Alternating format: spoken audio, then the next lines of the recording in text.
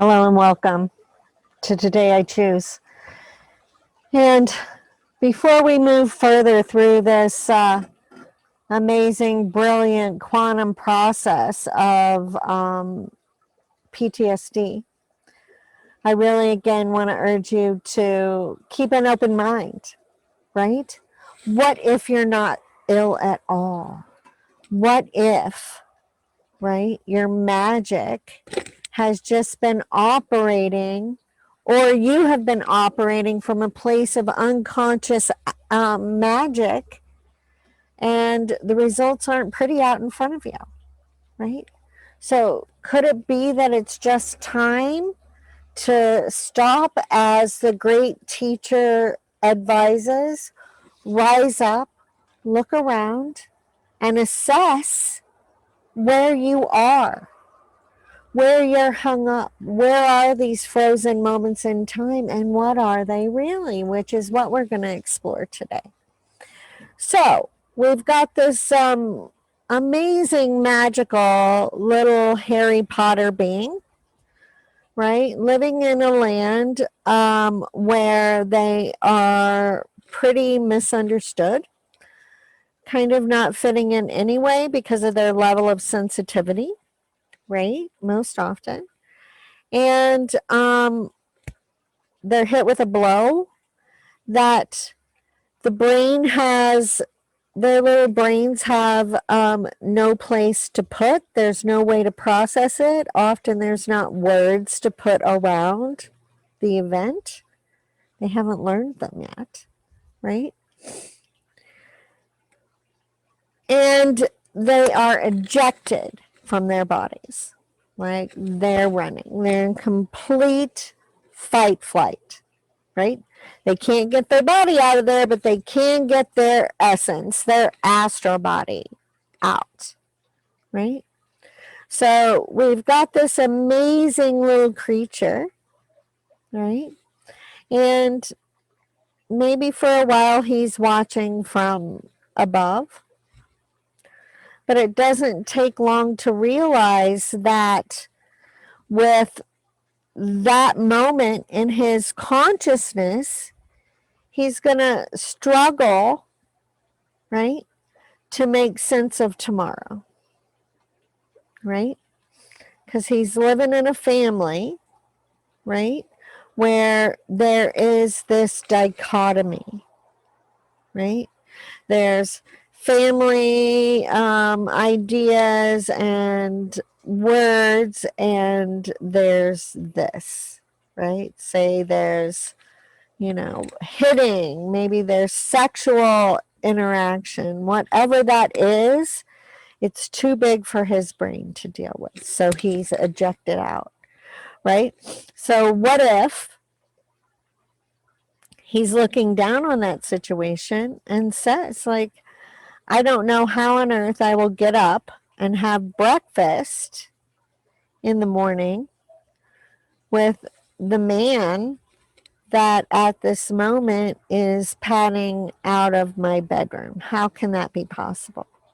So maybe I can tie it off, encapsulate it, and much like a cyst in our body, right? We put it in a bubble and we keep that infection contained, right? And which all sounds well and good, right? Now, the repercussions of this amazing piece of magic of creating a loop in time is, number one, right? Your astral body is being severed, right? At this very moment, you've got, enough to keep that body alive down there. You're leaving enough in this bubble to keep that version of you operating, right? And we've got the you that's, making the choices, right? So we have to understand that. And what if this happens over and over again, right? So this child decides, I'm going to make a cyst And I'm going to contain this moment of time so the version that moves on does not have to have it in their conscious awareness. Right? It's brilliant. It's brilliant.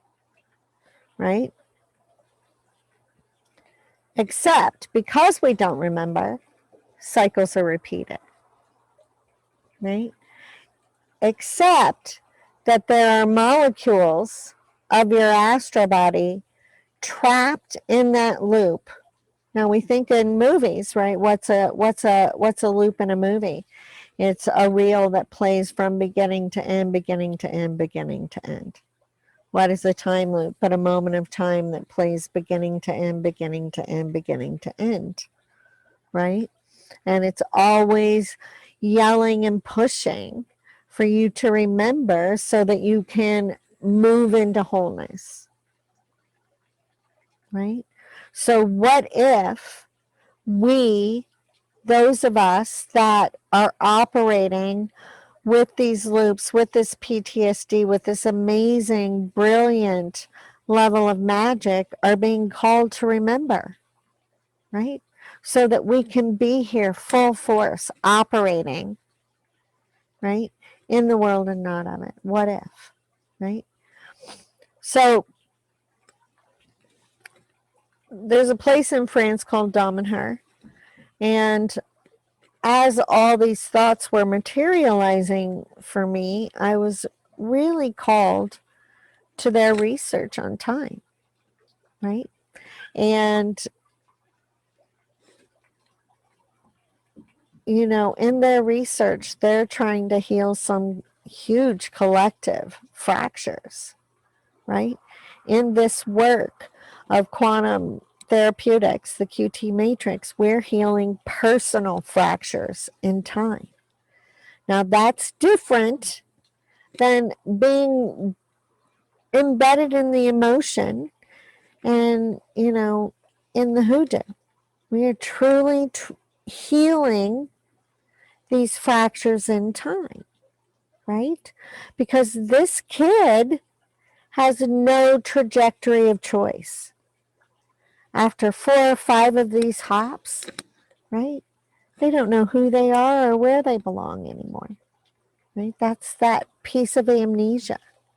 That's why many women that experience childhood sexual trauma, right? They don't remember that until their 50s often, right? Because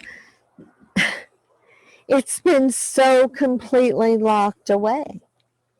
I mean, just think about a child's emotional development and their behavioral development when in the night their daddy is coming in their room and creating sexual pleasure for himself. And in the morning, you're getting up and having breakfast as if this were your normal daddy, and last night didn't happen. Right? We have to understand as a collective in this country, it is documented 1 in 5 children, documented, right? How many of us are going undocumented? No one counted me, right? My intuition, my belly says it's 1 in 3, right? So it's every 3rd person you see has this history. We can't be living in a world of unconscious memory around those things, because then we're sending our kids out into the world naive and vulnerable to what is real and true out in that world out there, right? Then they're operating unconsciously, right? What I can say is PTSD is contagious. So please, let's figure it out. It can be over 90 days. We can have your timeline cleaned up, right?